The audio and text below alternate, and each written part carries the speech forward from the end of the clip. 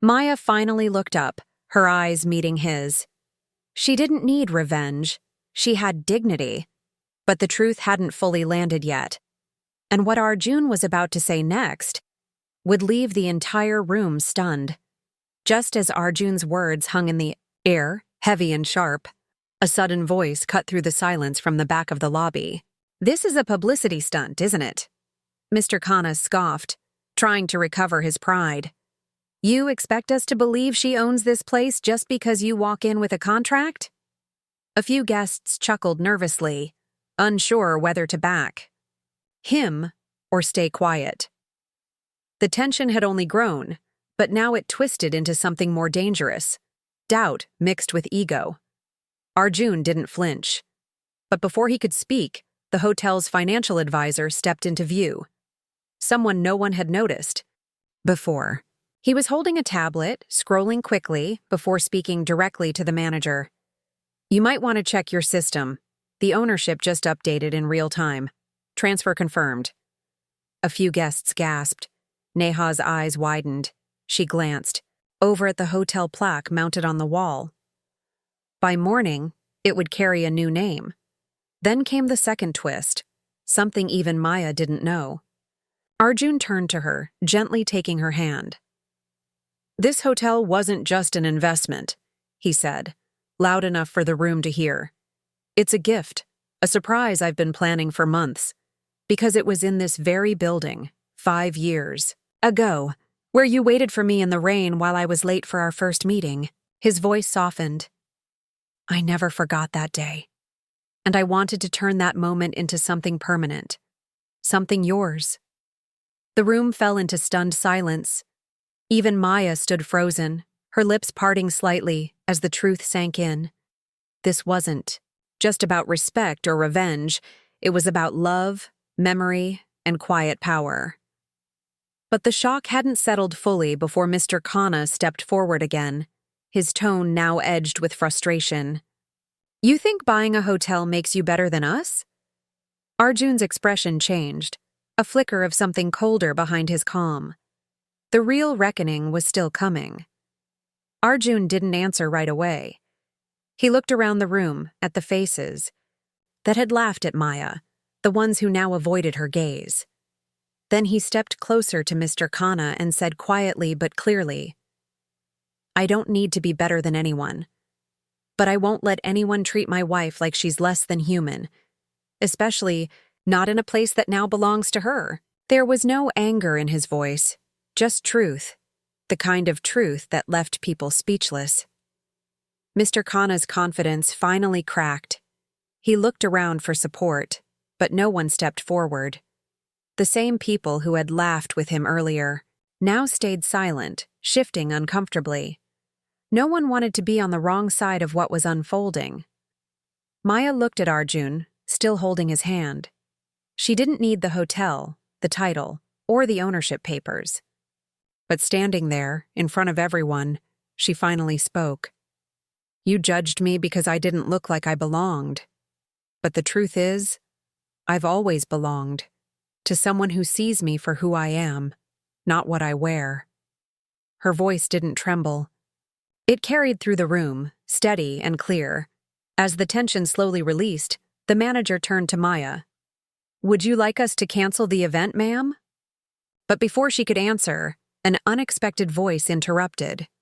It was Neha, the assistant manager. "Actually, there's something else. Mr. Khanna, we've reviewed your reservation history. The suite you're staying in, that was reserved, under a company name, but the payment didn't go through." She tapped her tablet. "You may need to arrange new accommodations." The guests gasped again. The final twist had landed. The man who had sneered the loudest was now the one being escorted out. Maya and Arjun stood side by side, not seeking revenge, but justice had found its way, quietly and completely.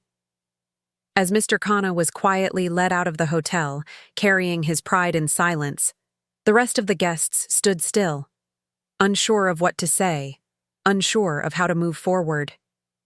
The same woman they had dismissed just moments ago was now the owner of the hotel they had flaunted themselves in.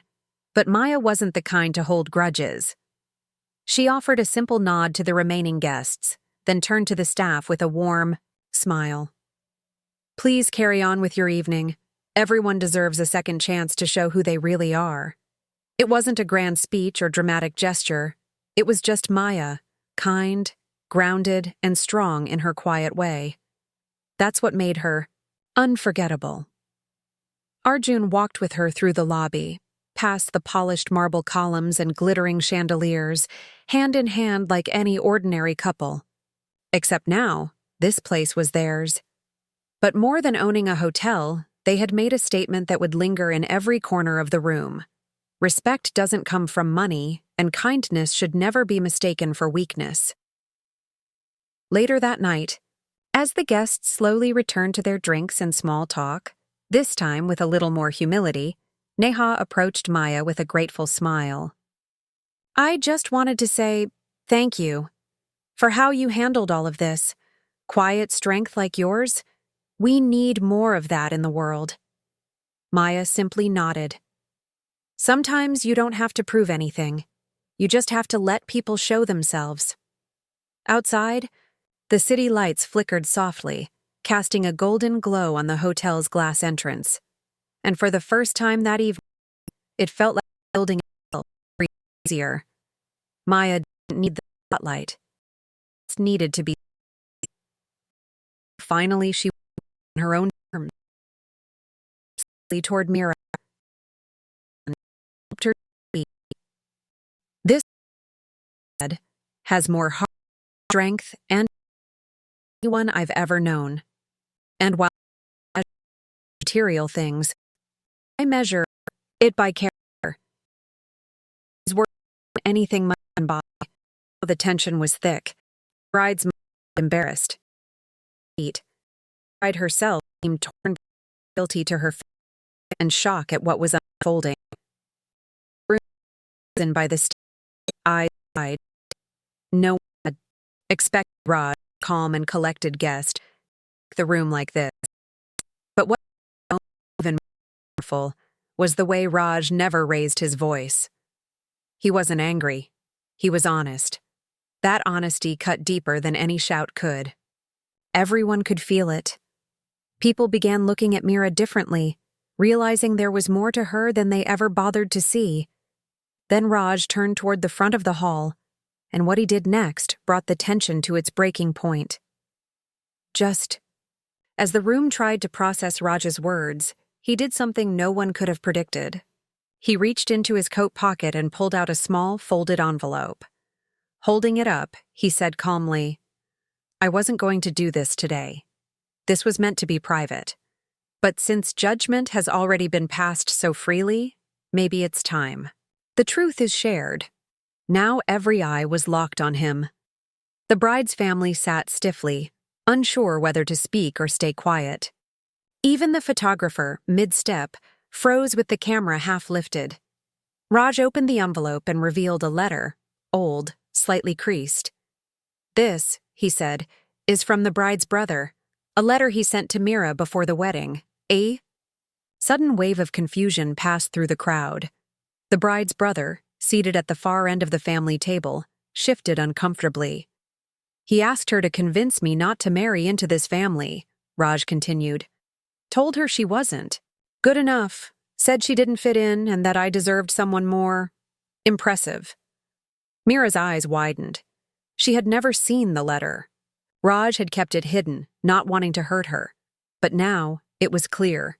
This insult wasn't new.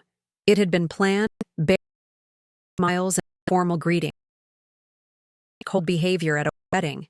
It had started long before.